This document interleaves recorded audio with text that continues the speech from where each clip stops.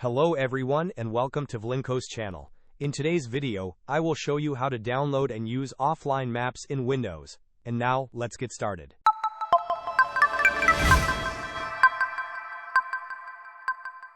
To begin using offline maps on your Windows PC, you first need to download them. Start by right-clicking on the Start button. From the menu that appears, select Settings. In the Settings window, navigate to the Apps tab located on the left-hand side of the list.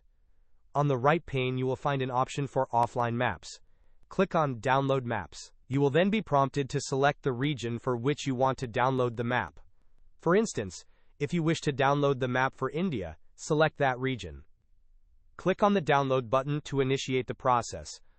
Please note that the download may take some time depending on your internet connection and the size of the map.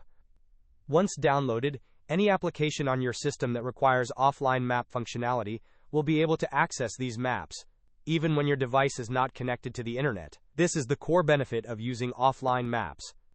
Hope this was helpful. Don't forget to like and subscribe if you enjoyed.